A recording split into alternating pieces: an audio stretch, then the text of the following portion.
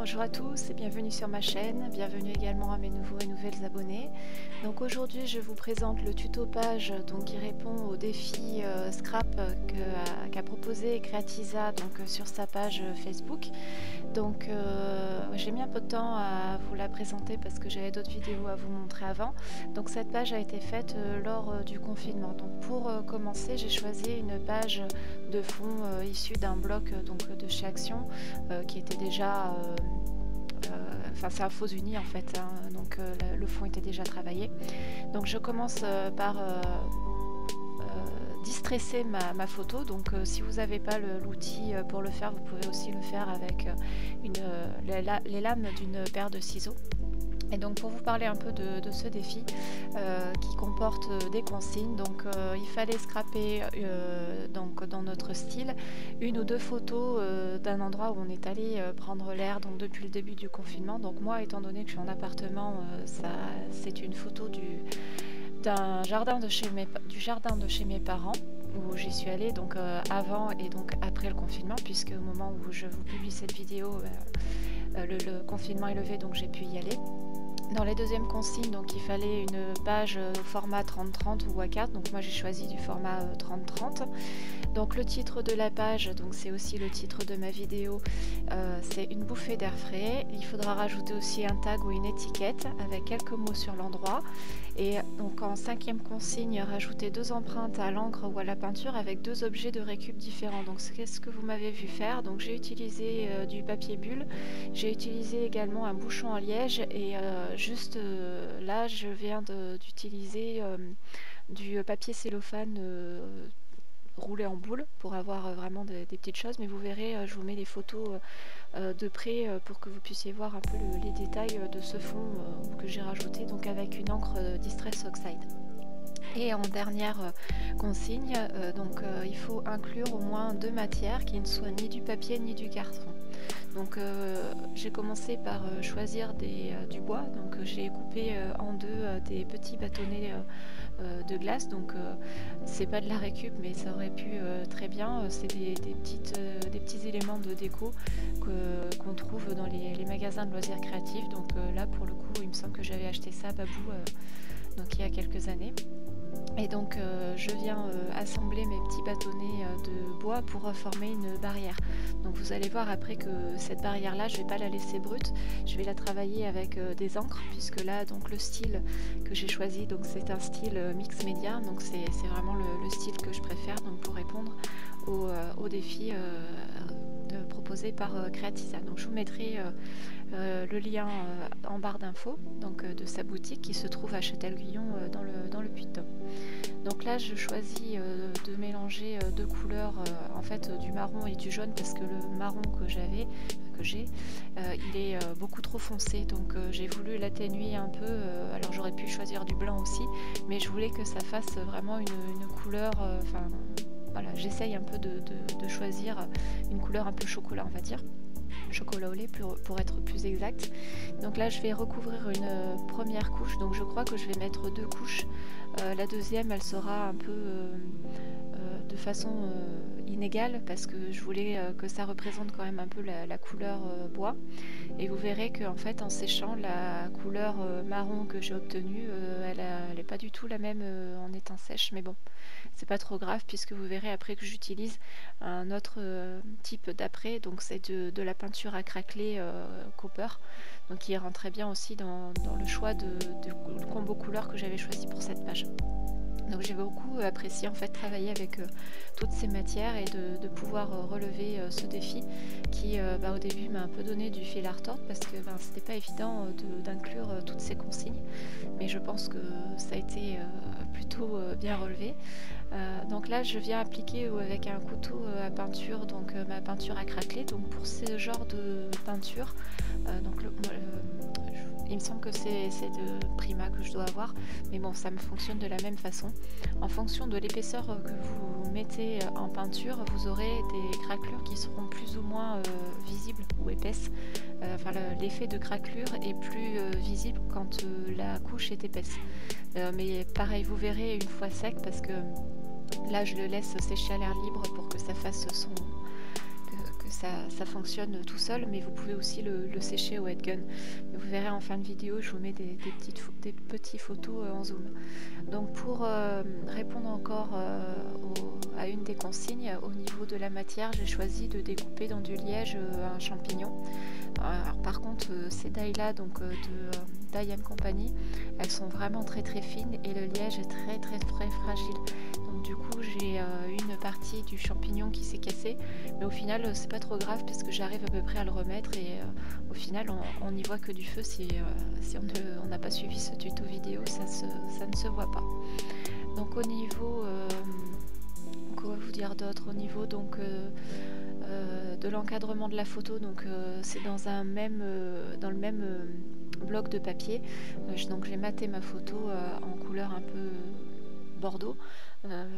D'ailleurs le champignon est découpé dans le même papier pour rappeler un peu les mêmes coloris. Donc je suis restée dans des coloris assez nature, des coloris qui ressortent de ma photo, donc des tons un peu vert, orangé, bois. Donc voilà, donc là cette étiquette là que j'essaye de voir où est-ce que je peux positionner, ça sera la fameuse étiquette qui viendra en journaling en fait sur ma photo. Donc là je sais pas trop où la mettre pour le moment, donc je commence déjà par rédiger mon journaling et après je viendrai la coller. Donc là oui, je voulais vous dire aussi quelque chose par rapport à cette photo. Elle est vraiment très grande, donc c'est une ancienne photo que j'avais fait développer. Et pendant un temps, en fait, j'utilisais beaucoup des photos qui faisaient 11 par 17.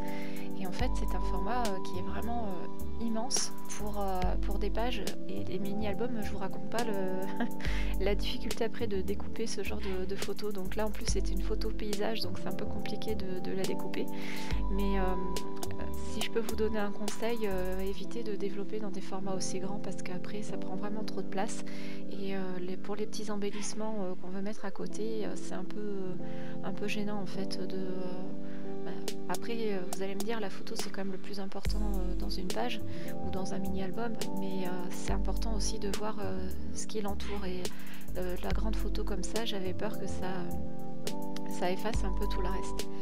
Donc pour agrémenter ça, je voulais absolument mettre ce tampon coup de cœur que j'avais acheté d'ailleurs dans la boutique de chez Creatiza. Donc je vous l'avais présenté dans un des hauls, je vous le mettrai d'ailleurs dans le i en haut à droite pour que vous puissiez revoir la vidéo si ça vous dit. Et donc je l'ai colorisé avec des encres aquarellables, donc c'était une palette avec des couleurs un peu pailletées qui rendent très très bien en fait. Là vous le voyez pas très bien à l'image déjà parce que je suis en train de coller le double face, mais même avec la lumière artificielle ça se voit pas très bien, mais il me semble qu'à la fin je vous mets des photos de près et elles sont prises au soleil, donc on voit vraiment bien les paillettes toutes fines. Donc concernant l'étiquette que j'ai choisie, c'était un ancien tampon bois. En fait c'est un de mes premiers, donc je me rappelle plus du tout la marque. Si ça vous intéresse, dites-le moi en commentaire, je vous répondrai avec le nom de la marque. Pour ce qui est de la découpe un peu herbe, donc c'était une taille de chez Action que j'avais acheté il y a quelques temps déjà. Ça remonte celle-ci. Le tampon Just Go, c'est issu d'une planche aussi de chez Action. Et qu'est-ce que je voulais vous montrer d'autre? Le grand tampon, je me rappelle plus la marque, mais pareil, si ça vous intéresse, je vous le noterai en commentaire. Sinon, vous pouvez toujours aller voir la vidéo. Et je sais plus ce que je voulais vous dire d'autre par rapport à cette page-là.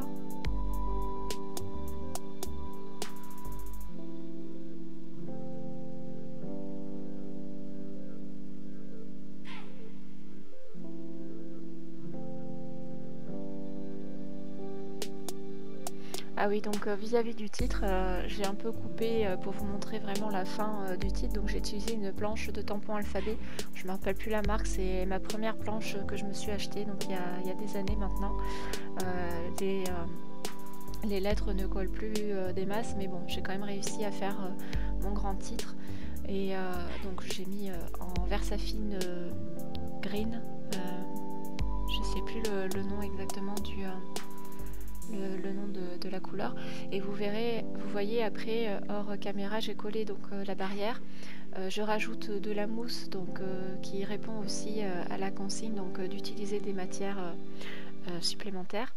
Donc je la colle avec une imitation de la Tacky Glue et j'ai rajouté donc un tampon, donc un oiseau, alors je sais pas si c'est une hirondelle, et j'ai rajouté aussi un tampon détouré qui s'appelle Se retrouver en famille, donc qui est issu d'une planche de chez Florilège Design.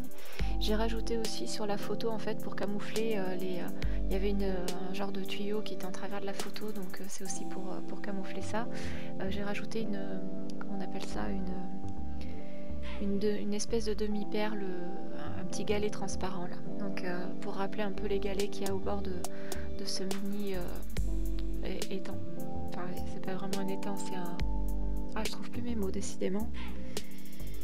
Bon, enfin bref, vous avez compris l'idée. Donc là je viens rajouter aussi des petits tampons détourés que je viens monter en 3D. Donc la petite étiquette, je crois que c'est... Enfin, qui fait une espèce de ticket, c'est issu d'une planche de chez Aladdin, je crois.